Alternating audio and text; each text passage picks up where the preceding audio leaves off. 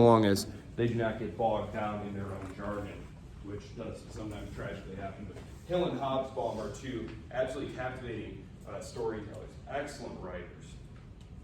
According to Hobsbawm, in your reading for this week, which was called The World Revolution, the Bolsheviks ultimately succeeded in taking control of the former Russian imperial state, not by being expert coup makers, but by listening to what the mass of the Russian people wanted and giving it to them, leading by knowing how to follow, quote unquote, is how he puts it.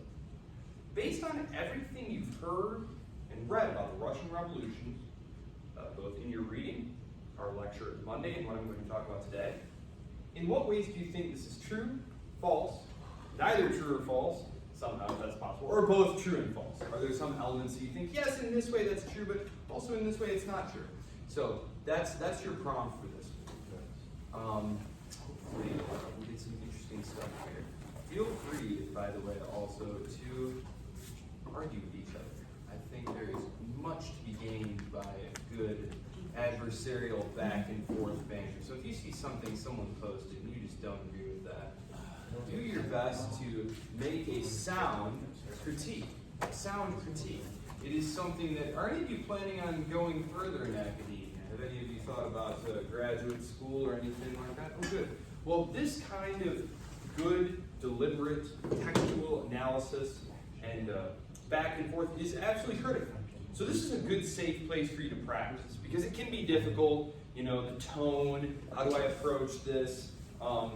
And so it's a good, safe place where you can practice that kind of stuff.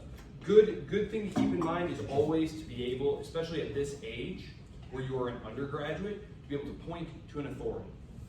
To not to argue from authority, but to be able to say textually, here is an authority on the subject, and this is where I'm getting the opinion that I have that contradicts what you yourself have written. Because obviously, none of you are yet credentialed, right? This is going to be your first step in the credentialing process. I do encourage you to go to graduate school if this is something you're interested in. Any potential historians in here, or sociologists, or what are we thinking? Man, I'm still a business major. Business? Oh, you're a business major. Yeah. Are you thinking about doing an MBA? Oh, actually. No. I'm definitely going to switch. Definitely going to switch. Very interesting. Okay. Well, that's very interesting. Okay, well, let's see here. Yes, I do have a great deal of sympathy for that, because my wife is a business major, MBA, lawyer, and her work makes me sad. She watches these lectures, so just say I fully support all of her decisions there. Very good. She makes it interesting. Okay, there we go. Enough brown nosing for now. All right. So, last time we left off, I was just about to kill Lenin. And we were just mentioning the Marxist historians, Hill and Hobsbawm. Of course, Hill you did not read, although he is very interesting. Basically argues that the English Revolution can be understood as a form of class struggle, that is the Protestant, Puritan, commercial class trying to revolt against the entrenched hierarchy of old landed feudal privilege and absolute authority of the king. It's an interesting reading. There are, of course, holes in it, but it's very interesting stuff if you ever want to read it. Marxists view history as class struggle, in which these forces of history, it comes from Hegel's reading of dialectical history, which means that there are these forces that are in opposition to each other, and they will gradually synthesize and produce a new paradigm, a new force of history. Well, Marxist history basically argues that that is true. There are these forces contending with each other, but one of them is ultimately going to overthrow the other one. And that basically, as societies industrialize, the industrial proletariat, because you have all these, when we first started talking, you had very rural, local life, right? You were very much tied to your local circumstances. You probably didn't even speak the same language as someone who lived on the other side of quote-unquote France or something like that. The idea was that as society industrialized, you would have all these people, these different people, coming in from their rural peasant villages and working these increasingly large industrial enterprises and coming to recognize their class interest that basically these ideas of like nationality, religion, local customs, all stuff, that these are all just kind of the trappings, these illusory trappings, this false sense of consciousness that distract you from the fact that you're all being oppressed in the same manner and that your labor and resources are being extracted. And so in these tellings of history, it's generally this kind of inevitable forces of history and stuff, and individual personalities are very secondary.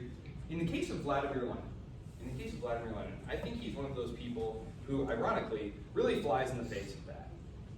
Because he, the individual Vladimir Lenin, was probably, arguably personally responsible for the October Revolution.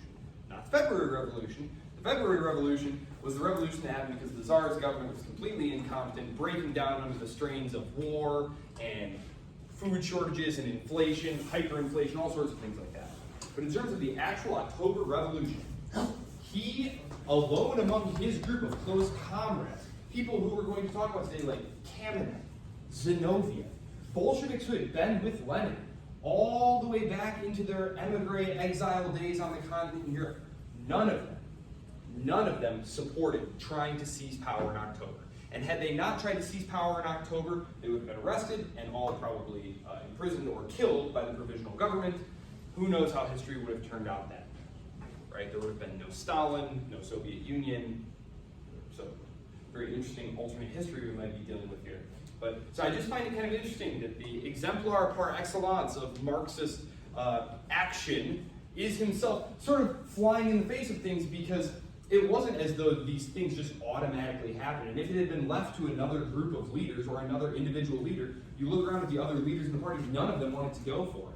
In fact, that's one of the ways that Trotsky winds up climbing very high into the ranks of the Bolsheviks and into the later Bolshevik governments with Lenin, is that because he was not a Bolshevik, he was actually a ferocious critic of Lenin, which later in the lecture today, when Stalin turns on Trotsky, they're going to be able to dig up all these horrible, horrible things that Trotsky had been saying about Lenin for years, even though Lenin had long since forgiven all that stuff, but Lenin is going to be dead and not able to speak for Trotsky. Lenin had come to appreciate Trotsky as an excellent orator, organizer. He had been the commissar of the army. He had been the Lazar Carnot of the Soviet Revolutionary Armies, the organizer of victory. So Lenin, we had left off here, the trial of the SRs, the Polish-Soviet War is over, so it's looking like there's not going to be world revolution. There's not going to be world revolution. It's not going to be the disappearance of all states, the recognition of universal class interests. Instead, the Soviet Union, the Russian state, the Soviet state, is going to have to turn inwards and begin trying to develop socialism in one country. Socialism in one country. This is unusual. This was not what Marxism had predicted. There was really no way forward here. Theoreticians going back into the 1880s, like Plekhanov and people like that, there was really no one who had been thinking, well, we're going to have to develop communism and socialism in one country. It was a universalist ideology. And so now all of a sudden, they're being boxed in, right? And they're going to have to start thinking and acting in terms of state interest, state power. And so one of the things that's going to happen is they're going to kind of look around in 1922, 1923, especially once the new economic policies get going. Because remember, the peasants under war communism are essentially saying, well, why should we try to make, surpluses? You're just going to come and take them all away. The peasants are starving, so why should we try and produce surplus? Manufacturing-wise, why should we try and produce innovations in industry? The NEP is basically small-scale capitalism, right? You're going to let people barter, trade. I mean, they were setting up checkpoints and arresting people for bringing unauthorized things in and out of cities because people were literally starving to death. And if you were coming bringing food in, like they would literally arrest you for that. And it was just this crazy. It was a very crazy time. It was a very crazy time. And like all bureaucratic systems, like it took a while for the higher ups to realize, like, oh man, these checkpoints we set up, it's very counterproductive. We need to take all that away. We need to reverse course. So they do, and you start winding up with these net men. Net men is what they were called. These were sort of maverick profiteers, right? Arbitraging, right? Taking things that are plentiful in one place, running them over to some place where they're scarce, selling it for a tidy bundle, making a quick profit, right? The critics of the program will say that NEP stood for the new exploitation of the proletariat. Very unkind of them. Because there's essentially a fracturing within the Bolshevik ranks. Now, I'm going to start, for the remainder of this lecture, I'm going to talk about the right and the left. But please, understand, we are all the way over on the furthest spectrum of the left here. And so when I say that like Bukharin is becoming a rightist, I'm not saying that like he's becoming some arch royalist reactionary who wants to bring the Tsar back. I'm saying that like in terms of internal communist party politics, he's moving to the right. Stalin is going to be our center. Stalin is going to be our center when we do this. And then you have like Trotsky and Kamenev and Zinoviev who are going to stand on the left. So when I start saying left and right, that's what I mean there. So none of them are having second thoughts about communism or anything like that. They're basically just debating the path forward. They're debating the path forward because they are forced to develop communism, socialism in one country. And what does that mean? What is that going to look like? Well, Lenin by this point has been shot. Lenin is shot by a woman named Fanny Kaplan. It's not clear why exactly she did. She was an SR. She had SR ties. It's hard to know exactly why she did it, because of course it's a highly politicized event, right? And it's been passed through many filters of history, and it's a relatively important event, so it's not very good. But we know that Fanny Kaplan shot him. One of the bullets struck his neck. Lenin will survive, but his health is going to begin rapidly deteriorating. And this is going to happen relatively quickly, of course. So the Bolsheviks seize power in 17, and by early 24, Lenin's dead. He's not going to die as a result of the wound, actually. The bullet is going to be eventually extracted by some German surgeons. He's essentially going to die of a series of pretty debilitating strokes. And if any of you are familiar with that gradual clotting and hemorrhaging of the brain, slowly paralyzes you, renders you unable to speak. Lenin dies relatively young. He was not a hard drinker or hard liver or anything. He was highly puritanical. He wouldn't even let people smoke near him. He was an insanely hard worker, though. Rarely slept. Reminds me of Robespierre in that way, where he eventually just the strain of the revolution and of really being the central figure of this state, fearing for your life too, right? Like people are trying to assassinate you. The strain essentially breaks him. He winds up spending the final 18 months of his life after the assassination, mostly out of this estate called Gorky, the Gorky estate, where he's going to be away from the action. Because again, he's going to suffer a series of strokes, and he's eventually going to be totally unable to move. The person who is going to act as his conduit to the outside world, apart from a little coterie of close secretaries like his sister, his wife, is going to be a party functionary by the name of Joseph Stalin. Now, Joseph Stalin does not feature prominently in the revolution. He actually was one of those who said, well, you want to do what? Try and topple the provisional government? That seems a little crazy, don't you think? Maybe we just hold back, Again, this is one of the things that opens the door for Trotsky to come in and kind of become, I think Trotsky probably could have become Lenin's successor had he been willing to embrace the role, but for a variety of reasons that we're going to talk about here shortly, he is not able to do that. And Stalin takes over a series of functionary positions. Most importantly, General Secretary of the party. Now, he had been part of the Org Bureau. There was the Politburo that decided things like policy. Then there was the Org Bureau, which was much less glamorous. This was putting people in place to execute the Politburo's proposals. And then the General Secretary was like a step above that. It was the one where, okay, the Politburo has made these decisions. Now we need to make sure that someone is actually coordinating these things. So Stalin is basically, that's what the General Secretary is. So Stalin is going to be in charge of staffing, hiring, firing.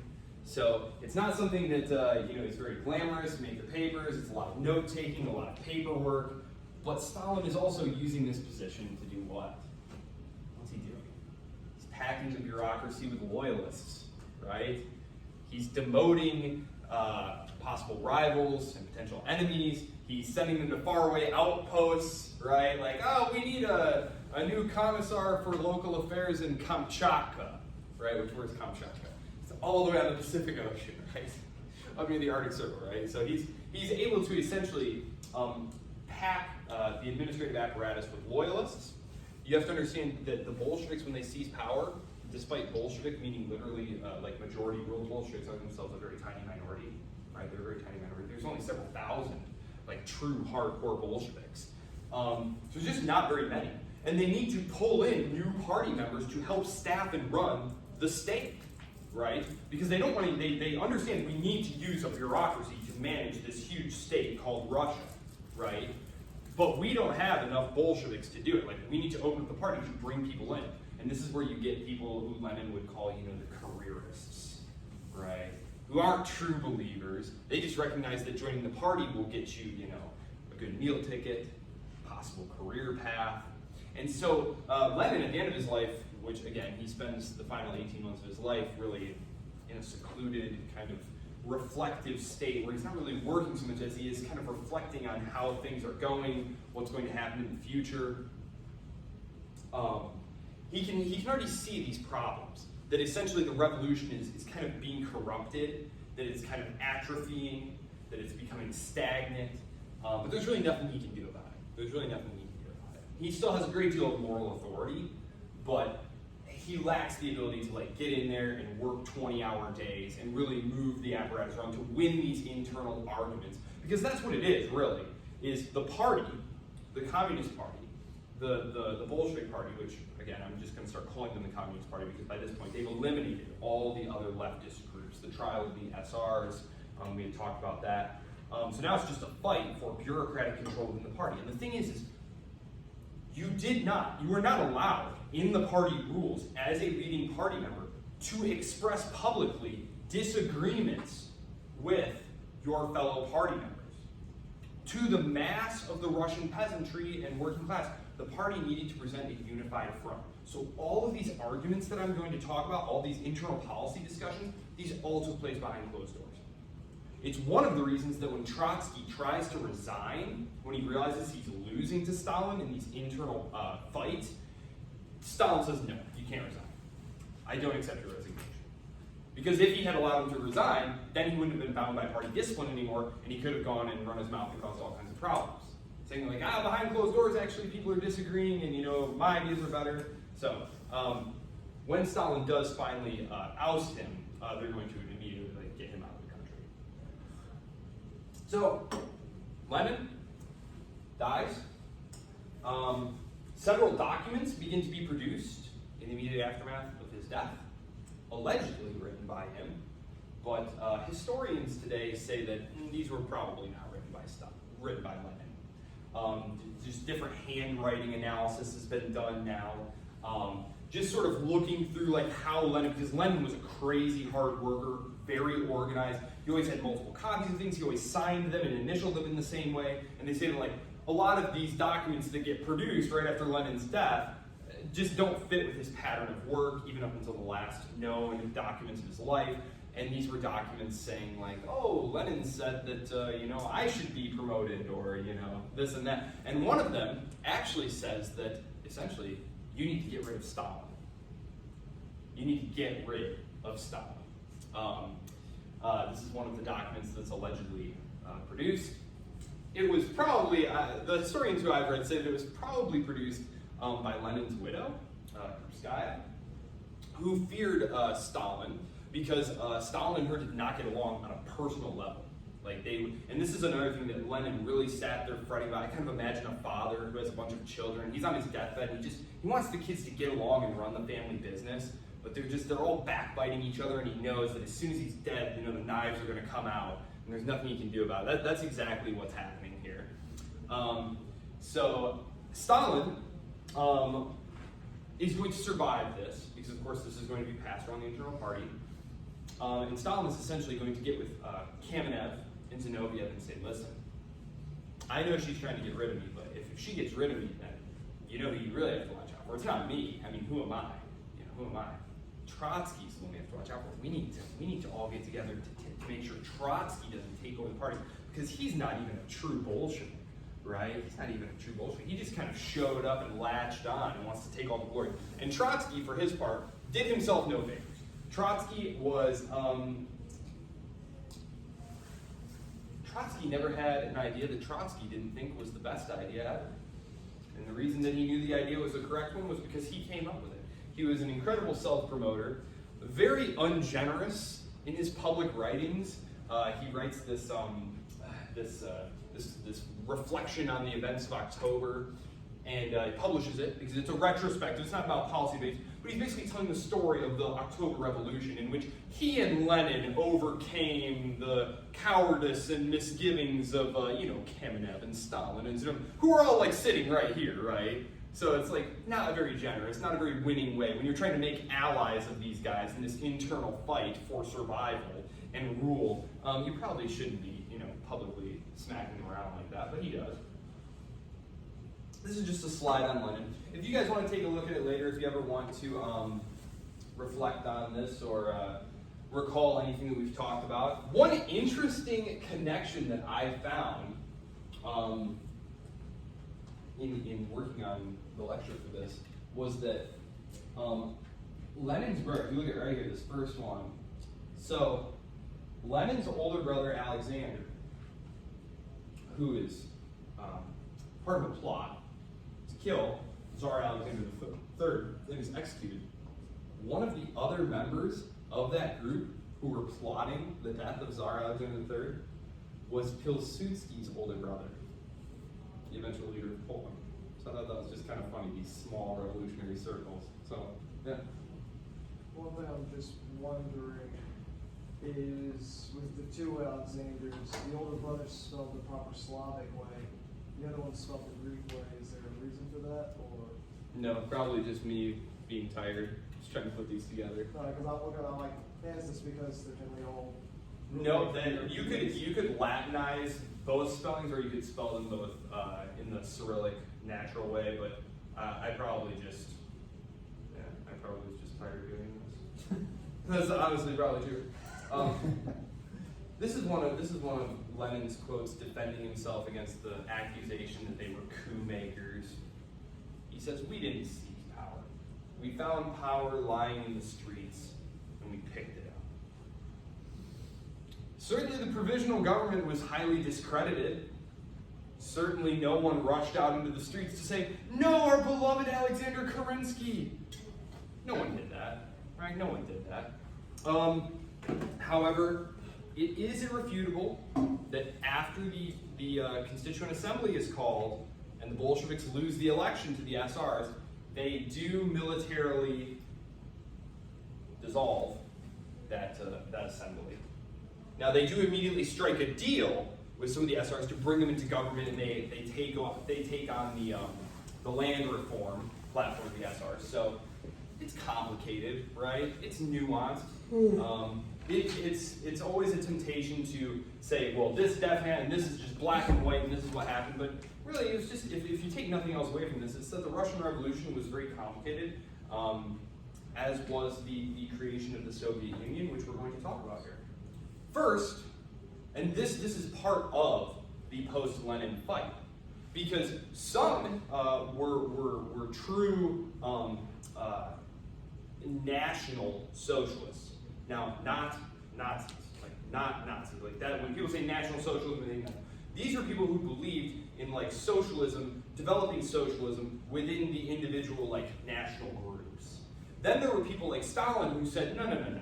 We just need to absorb everyone that we can under one centralizing authority based here in Moscow. Lenin was very sympathetic to the nationalities. He believed that Russian chauvinism, that is the belief that Russians were, destined by God.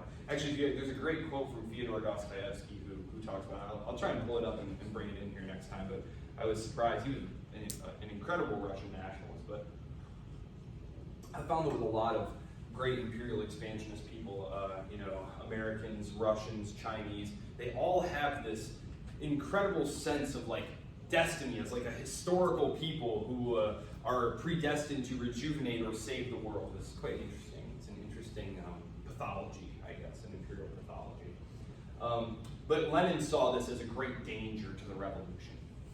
That because if you read, you know, in the 1850s, 1860s, 1870s, 1880s, when Marx and a lot of these great theorists are writing, communism was not supposed to be all power to the state. The goal was the disappearance of the state and total local democratic rule, which of course is not what happened, right? So there's this strange perversion of these ideas that happens, and part of it is just the realities of the international state system, right? You have to defend yourself and your gains, and how do you do that in a world full of war, right? It comes of age during World War I. It's then thrust into this very confusing mix of civil war and external war, right? And you cannot fight a war with a totally decentralized command structure, like you're all going to be individually conquered. It's one of the reasons, actually, that Poland is eventually destroyed, not in the 1930s, but originally destroyed in the 18th century, is that Poland was a constitutional Poland, before it was destroyed by Austria, Prussia, and Russia, was highly decentralized. Highly decentralized. I've seen it described as a constitutional anarchy. So literally any single representative could veto the whole proceeding. It's called the liberum veto. They could literally just, it didn't matter if every single, it reminds me of the Articles of Confederation, if you're familiar with the American system. It was like, okay, we all agree, and then Rhode Island is like, nah. And it's done, we can't do it, right, Rhode Island? So that's exactly the problem here. And so they recognize, like, the needs of the survival of the revolution mean that, like, we kind of need to trample on the principles of the revolution, right? To save the revolution, we need to behave in a way that we really didn't think the revolution was going to behave. Again, there's a lot of great writing about this. These guys were writing back and forth to each other, having internal discussions about this, and they recognize that, like, look, the preservation of the revolution is what matters, and so we have to do whatever we have to preserve the revolution. And so once peace is made, and it's important to understand that peace, the Soviet Union is still, I'm just going to start calling it the Soviet Union. I'm going to talk about the creation of the Soviet Union in a second here, because this is all kind of happening simultaneously. So you have the interventions and stuff. Right away, though, and this goes back to a slide from a couple weeks ago, we talked about in 1921 already, the Brits, Lloyd George, is saying, well, we've got to make a trade agreement with the Russians. Lloyd George is very sick of the French at this point. He calls together a meeting and says, he invites the Soviet Union, the Soviet representatives as well, and says, listen, we've got to change up the Treaty of Versailles, these reparations on Germany, it's totally unsustainable, we need to change things. The French, however, use this opportunity of this meeting to say, no, we need to keep the reparations in place, and we need to get these new Russians in charge over here to demand reparations from Germany as well, so that they can pay us the old Tsarist debts. And it's Poincaré, who's the leader of France now. Poincaré, who had been the foreign minister, who had just done everything that he could to get France into World War I in the first place. He's a disaster.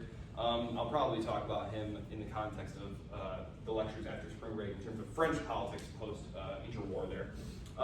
But what happens at this meeting, instead of Lloyd George getting his way and the reparations on Germany being brought down, the Soviets being brought in, is that the French mess everything up, and instead what happens is the German and Russian representatives meet at a little resort called Rapallo. And that was on that slide as well. It occurred right after the British trade agreement was made. The Treaty of Rapallo creates basically I wouldn't call it an alliance, but a very mutually beneficial agreement between Germany and the Soviet state. It's going to involve technology transfer. It's going to involve the training of Soviet officers. It's going to allow the Germans to manufacture things in the Soviet space that they aren't allowed to be manufacturing under the terms of the Treaty of Versailles domestically. Yeah. Did you say this was like Weimar Germany, or is this? Yeah, this is Weimar Germany. And this is one of the curious things is people act like, well, Weimar Germany, it was peaceful and didn't want any trouble, and it was only when Hitler came around that everything everything was bad. No, I mean, they were just behaving in a way where they wanted to overturn the Versailles settlement. They simply were not in a position to be able to do it. And there's a couple of really great books about this, basically analyzing the internal discussions that they were having about when they could break this agreement or that agreement. They're actually going to start refusing to pay the reparations to France in, I believe it's 1924, leading the French to occupy the Ruhr, which is like the industrial heartland of Germany there. And this is going to cause a huge depression, and this is when the hyperinflation happens, because the German central bank just starts printing money like crazy to cover the deficit. So that's how that all kind of ties in, which we're going to talk about in the context of the interwar period. We can't talk about that without hyperinflation in Germany. So as all these debates are happening with how are we going to interact with the West, how are we going to affiliate and associate with all the various nationalities within the Russian Empire, the old Russian Empire, and how that debate is going to be settled is really just a recognition of reality, like existing realities. Like, okay, Ukraine, modern day Belarus, okay, we really can't afford to militarily occupy and dictate to them and rule them from here. So we're going to bring them in as an equal Soviet Socialist Republic. Whereas people like the Tartars and people like that, who are really very easily controlled by the Great Russians, that is the Great Russian ethnicity, they're just going to have like special status, but they're not going to have their own Soviet Socialist Republic. So that's basically how that question is settled. It's basically just they look around, acknowledge the reality, and say, we can live with this for now. The post-Lenin fight for leadership. This is going to be really important, obviously, because it's going to ultimately give us Joseph Stalin, who's well, he's quite a character. You all know who he is. No, I never heard of it. Never heard of him, right? Zhugashvili. He's a Georgian. One curious thing, I can't remember if I brought this up in this class or not, but some of the most profound dictatorial figures who are closely associated with, for example, Napoleon, closely associated with France, right? Being this dictatorial emperor leader of France. But he's not French, right? He's Corsican. Hitler, right? He wasn't a literal German. I mean, he was an ethnic German, but he was Austrian, right? And now we have Stalin, closely associated with like Russia, but he was Georgian, right? Kind of an odd coincidence there. Anyway, Joseph Stalin. Okay. So how does the secretary wind up being in charge of everything? Okay, bureaucratic infighting. Go.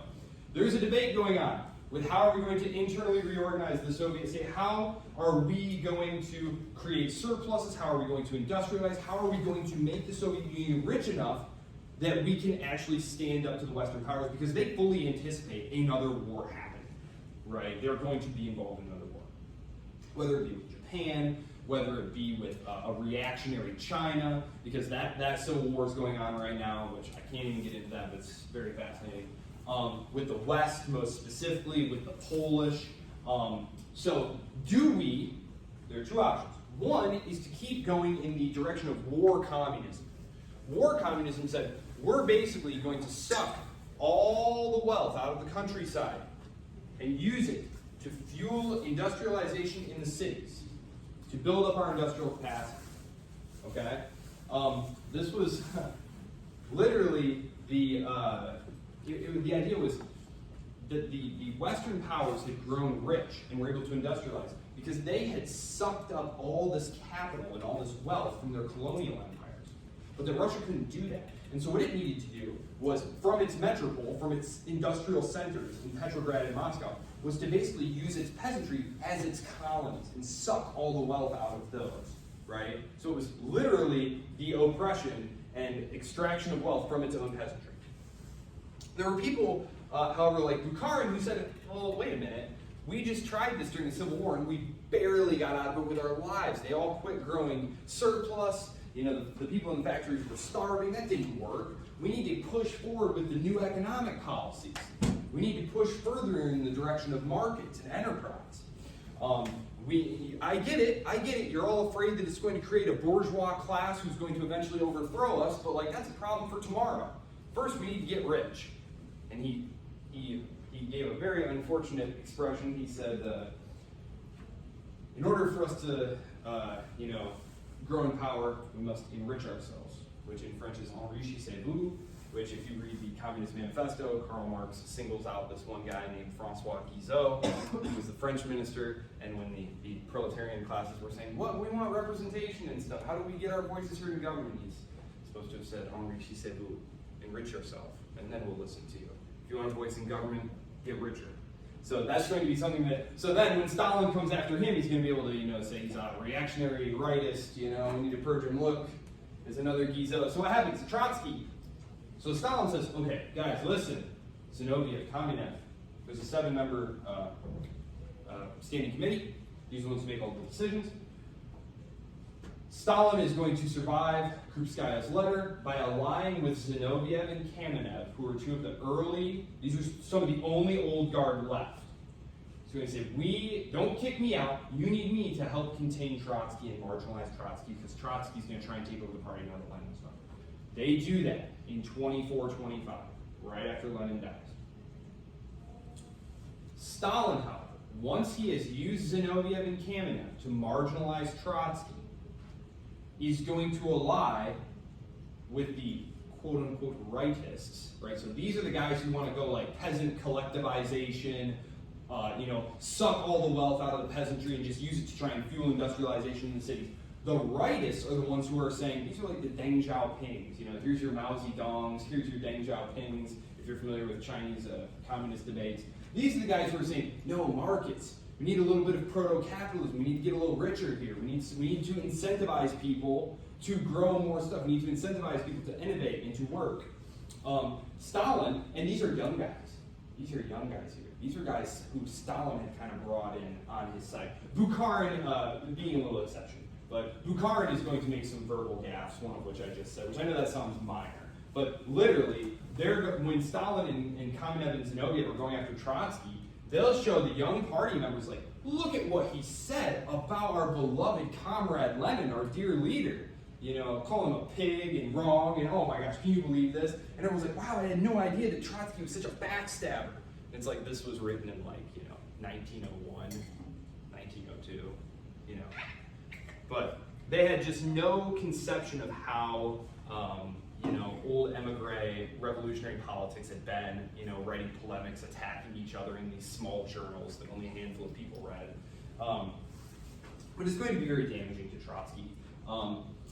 So Zinoviev and Kamenev then are going to realize, oh my gosh, Stalin is actually the one we need to worry about. But Stalin is at that point going to use these rightists to marginalize Zinoviev and Kamenev. And now we're into 26, 27, 28. He's then going to turn around and say, no, these guys are a bunch of reactionary rightists who are trying to create a bourgeois class to overthrow the revolution. And then he's going to adopt the policies of these guys, which was the collectivization of agriculture and the 5-year plans. So Stalin, that's why I put Stalin in the middle. Stalin had no real ideological commitments. In my studies of him, I have found no hint. He was a bureaucratic infighter par excellence, but he was a kind of a thug. Like, just being honest, he was a bank robber and criminal. A lot of these social revolutionaries, they wanted to overturn the social order not because they were killing it and on top of the world, right? Those are the political revolutionaries. The political revolutionaries are the ones who are saying, we're rich and successful, but look at this, they don't let us make the decisions. Really, they're messing things up. We should really be making the decisions. We're the one making society prosperous and wealthy. We're the educated people. We know what to do. Those are the political revolutionaries, right? The social revolutionaries, these are the ones, very much on the bottom of society. And Stalin is definitely one of these people. No judgment for him for that, but he is kind of a murderous thug. Which, whatever. I mean, there have been worse people. There have been better people. He's a person. Point of this is, he had no real serious, passionate ideological commitments. He was not one of those guys like Trotsky or Zinoviev or Lenin who stayed up all night writing this very dense technical treatise arguing for this interpretation of Marxism or that interpretation of Marxism. That was not Stalin. Stalin was more interested in putting people into positions of power or demoting them. He was very much a personnel manager. He was a master of human relations. That's why he winds up dominating Because the party, the way the Bolshevik Party developed, was around one guy. Who was that one guy? It was Lenin, right? The Bolsheviks and Mensheviks, way back, which the Mensheviks, I really didn't even mention that. The Mensheviks and Bolsheviks had at one point been in the same party, but they had fractured essentially because Lenin would not listen to anyone else. So the Bolsheviks became the people who essentially agreed with Lenin. And every time there was an argument within the party, Lenin would eventually get his way. Now, he wasn't like some murdering psychopath like Stalin eventually winds up being. He just won in other ways. But believe me, Lenin always got his way. Lenin always got his way. And so the party is essentially a party of a lot of yes men, except for these couple of guys who, once Stalin marginalizes and excludes them, the party is built to be dominated by one guy. And now Stalin is going to be that one guy. So he is going to launch them on a series. The other thing here that Stalin is going to do is he's going to discourage ultimately the growth of communism, independent communist movements. He is not one of those people who believed in world revolution in other communist parties. He was only interested in communist parties who followed Moscow's own line. So, for example, he's going to support Chiang Kai-shek, who is a rightist in the Chinese Civil War. He's going to tell Mao Zedong, just ally with Chiang, put yourself under Chiang, and this is actually going to really dent Stalin's credibility. It's kind of the last real threat to his hold on power, is right as he's going after Bukharin, and then Chiang Kai-shek is going to turn on the communists in China and massacre a whole bunch of them. And Stalin gets blamed for this. He's able to survive that, but that was kind of the last real threat to his hold on power there. Oh yes, Stalin is also going to be very pragmatic in terms of wanting to work with the Western powers to box in Germany. You got to think now we're into the late 1920s, early 1930s. Hitler is coming to power now, right? Which Stalin, master of human relations that he was, immediately recognized that Hitler is very bad news. Hitler is very bad news. We need to ally against him.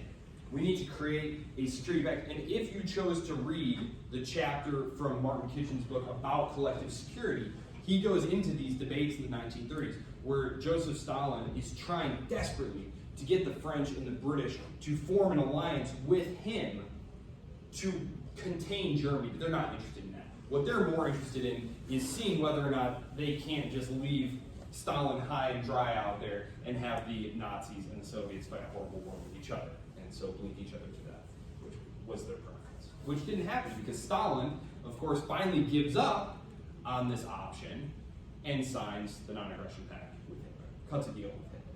And it's always just kind of left out that that was after a decade of trying desperately to get anyone to help him keep Hitler in the box. The Spanish Civil War, we're definitely going to talk about. All I will mention there is that Stalin put the Soviet Union on the side of the Republicans, which gave the Soviet Union a lot of credibility. It's hard to understand why the Soviet Union, why communism proved so attractive to so many intellectuals in the West. Because, of course, now we know that there were things like horrible purges going on, show trials, forced famines, all these different things were going on. But the Soviet Union were the only ones fighting fascism in Europe at this time. Winston Churchill very famously was a huge admirer of Mussolini and told him flat out, had I been an Italian, I would have been with you from the beginning. It's not until Italy joins with Nazi Germany that Churchill becomes radically anti-Italian. We'll probably talk about this more in the context of the emerging Cold War. But then there is this romantic attraction to communism. There's also the fact that a lot of these intellectuals have been highly influenced by German ideas about social planning and central planning. And the same is true of the Bolsheviks, of course. A lot of them, including Lenin, are kind of feeling like we're kind of just holding out here until the Great Revolution happens in Germany. When business is conducted in the internationals and stuff and they print things, it's in German. It's written in German. Germany is considered the most industrial state in Europe, the one whose proletariat is most developed, therefore most ready to rise up and recognize their class interest, right? So, which according to Marxist theory is, so the revolution should have happened in Germany. And so, it's quite a while before they actually give up on that idea. Whoops, sorry. Just a couple of last notes here, because I see that we're running short on time here, and I want to save time for questions, because I know I had to kind of blitz through that. And we got to Stalin, so Stalin takes all of them out. And then he adopts their policies. Yes, rapid industrialization. Stalin does accomplish this. By the time World War II rolls around, the Soviet Union, I mean, I know living in the West, you've been raised to believe that America came over and won the war. That is 100% not true. What was the most decisive battle of World War II in Europe? Extra credit. It was Stalingrad. It was Stalingrad. The Western Front was child's play. Child's play compared to what was going on in the Eastern Front. The overwhelming majority of the casualties happened over there. It's where the Holocaust happens. Yes. Well, not to mention also that's where the most skilled German troops were deployed generally. Yeah, This because the was- French gave up right away. Well, right? the whole thing was also like, even with the D-Day invasion, it was more like, this is our man. I mean, Germany wasn't planning on invading Britain. They were like, no, we They admire had given the up that British. option. Yep. We admire the British because they're Germanic people. It's more Slavs. So also the sheer fact that the best German troops were sent over to fight in Russia as opposed to being. Well, we'll talk about this in the context of World War II. The Germans had also given up the option of invading Britain because they lose the Battle of Britain. Yeah. And they knew that without air superiority, they would not be able to invade. Yeah, but it was It's like, true. Hitler had wanted to make a condominium. Yeah, because the thing is, like, out of the two, it was like Russia was always more of a priority than Britain.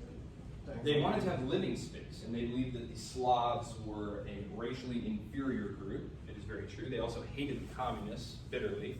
And yes, there was a great deal of racial. This is one of the things we're going to have to talk about in the context of Nazi Germany is because their theories were pseudoscientific, but they were biologically based.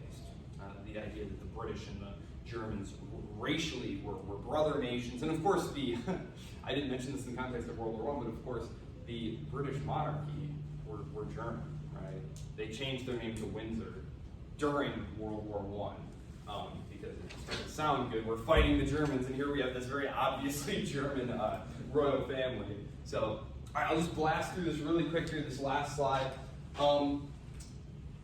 Yes, along with the French Revolution, the Russian Revolution, huge, absolutely huge, because, you go from, 50 years later, a third of the population, so from 1917, you get to 1950, also a third of the world is living under a communist government. That's an incredible transformation. I mean, from just a handful of exiled revolutionaries to being one of the two great forces in the world we're going to contend to shape the global order in the latter half of the 20th century. Of course, they also defeat Nazi Germany. Stalin's crash industrialization does work. They are ready for war in 1939. There were a lot of deaths. I mean, I assume that most of you know that. That's one of the things that is never omitted in talking about Stalin's rule. One of the things that Stalin had to do to keep his rule secure, however, was to purge anyone and everyone who was remotely competent because they could be a threat to his power. This included people like the little Napoleon, Tukhachevsky, the Red Napoleon. So by the time World War II rolls around, one of the reasons that the Soviets performed so incredibly poorly in the early rounds of fighting, including in the war against Finland, which precedes the actual war against Nazi Germany. I won't get too far into that. But the reason that they performed so poorly in part is because he's killed most of the leading generals and marshals and thrown a bunch of the officers in the gulags. And it's not until he goes and lets them out that they actually start performing well and winning battles. And the last thing, yes, Stalin, pragmatism. Which I mentioned in the context of both trying to make deals with the capitalists in the West to contain Nazi Germany, and also in terms of his choice of policies and the way he managed bureaucratic infighting. As I said, he was willing to ally himself with Bukharin, to oust Zinoviev and Kamenev, even though he didn't care whether they went the NEP route or not, right? He eventually turns on them and embraces the policies of people who he was just criticizing 2 years before. there you go. That's a crash course on the Russian Revolution, the Russian Civil War, Stalin.